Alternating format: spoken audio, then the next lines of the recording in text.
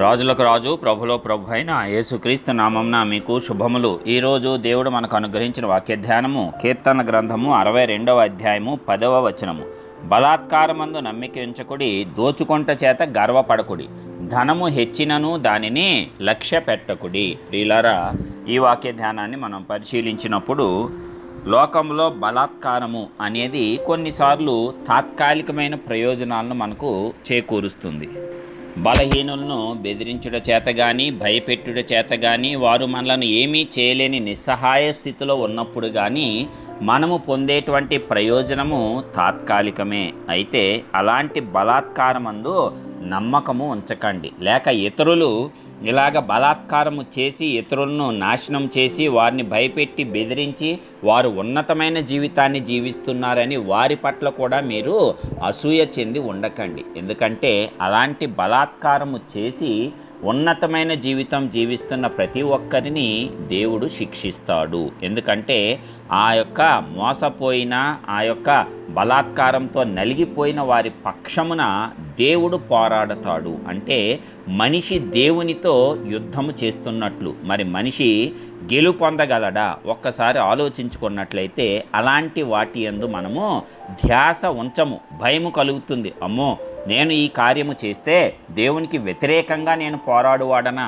దేవుడు నాతో పోరాడతాడా? నా గతి ఏమవుతుంది అనేటువంటి భయము నీకు కలుగుతుంది. కాబట్టి బలాత్కారమందు నమ్మిక ఉంచకు, దోచుకొంట చేత గర్వపడకు. ఎందుకంటే దోచుకునేటువంటి వారందరినీ కూడా దవడ ఎముక మీద కొడతాడంట దేవుడు. కాబట్టి చాలా జాగ్రత్తగా ఉండాలి. అప్పటికప్పుడు తాత్కాలికమైన ప్రయోజనం వారికి కలగవచ్చు గాక, కానీ దేవుని యొక్క తీర్పు, దేవుని యొక్క శిక్ష నుండి ఏమాత్రము వారు తప్పించుకోలేరు. దోచుకొనుట చేత గర్వపడొద్దు, మోసము చేత గర్వపడొద్దు, ధనము హెచ్చినను దాన్ని లక్ష్య పెట్టొద్దు. ఎందుకంటే సమస్తమైన కీడులకు ధనాపేక్ష అనేదే కారణం. దానివల్లే హత్యలు, దొంగతనాలు, మోసాలు అనేక రకాలు జరుగుతూనే ఉంటాయి. కాబట్టి అది హెచ్చినను దాన్ని లక్ష్య పెట్టకు. అది ఈరోజు నీ వద్ద ఉంటుంది, రేపు వేరొకని వద్ద ఉంటుంది. అది చేతులు మారేదే. కాబట్టి దాని యందు నీవు ఎలాగూ నమ్మిక ఉంచుతావు? దానికి స్థిరత్వము లేదు. అలాగే నీవు కూడా దాని మీద నమ్మకం పెట్టుకుంటే స్థిరత్వం లేకుండా పోతావు. తప్పుడు నిర్ణయాలు తీసుకుంటావు ఆ ధనము కోసము. ఆ ధనము కోసం ప్రయాసపడి అనేకమైన తప్పుడు మార్గాలను అనుసరిస్తావు. దేవుడి నుంచి తొలగిపోతావు, విశ్వాస భ్రష్టుడు అవుతావు.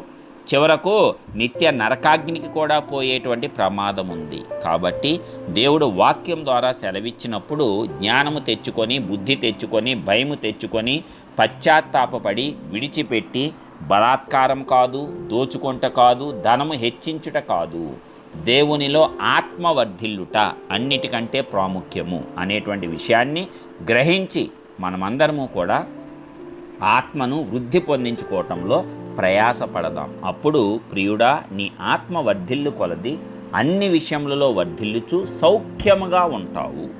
దేవుడు ఆత్మ ద్వారా కలిగించిన అభివృద్ధి నీకు సుఖమునిస్తుంది. నీవు ఈ లోకంలో ప్రయాసపడి సంపాదించుకున్న అభివృద్ధి ఎల్లప్పుడూ దాన్ని కాపాడుకునే భయముతోనే నిన్ను నడిపిస్తుంది. కాబట్టి ఇట్టి రీతిగా మనము దేవుని వాక్యం ద్వారా జ్ఞానాన్ని పొందుకొని దేవునికి లోబడి దేని మీద నమ్మకం ఉంచకుండా దేవుని మీదే నమ్మకం ఉంచి ముందుకు సాగిపోదాం. కృప మనకు తోడుగా ఉండునుగాక. ప్రార్థిద్దాం. మహోన్నతుడా, గొప్ప దేవ, ప్రియ పరలోకపు తండ్రి, మీ ఘనమైన శ్రేష్టమైన నామానికి వందనాలు చెల్లిస్తున్నాం. ఇప్పటివరకు అత్యద్భుత రీతిగా కాపాడిన దేవా, నీకే వందనాలు. ఇదిగో నీవిచ్చిన వాక్కును బట్టి నీకే స్తోత్రాలు. అవునయ్యా, బలాత్కారమందు నమ్మిక ఉంచొద్దు. ఇతరులు బలాత్కారంగా ఏదైనా తాత్కాలికంగా సుఖములు అనుభవిస్తుంటే వారిని చూచి మేము అసూయ చెంది మచ్చరపడేది కూడా మాకు రాకుండా తీసివి. దోచుకొంట చేత గర్వపడకుండా, దీన మనస్సు కలిగి, వినయము కలిగి, ధనము హెచ్చినను దాన్ని లక్ష్య పెట్టకుండా అన్నిటినీ సమకూర్చి అన్నిటినీ అనుగ్రహించు దేవుడువైన నిన్ను మాత్రమే మేము లక్ష్య పెట్టేటట్లు, నీ మీద మాత్రమే ఆనుకునేటట్లు, నీ యందు మాత్రమే నమ్మిక ఉంచేటట్లు, నీ యందు నాయనా మేము ముందుకు సాగేటట్లు దీన మనస్సు, వినయం కలిగిన హృదయము మాకు ఎల్లప్పుడూ అనుగ్రహించి సమస్త ఆశీర్వాదాలతో మేము నింపబడేటువంటి గొప్ప సామర్థ్యాన్ని ఇచ్చి కాపాడి రక్షించవలసిందిగా యేసుక్రీస్తు పరిశుద్ధ నామమున ప్రార్థించి విశ్వాసంతో పొందుచున్నాం తండ్రి. ఆమేన్.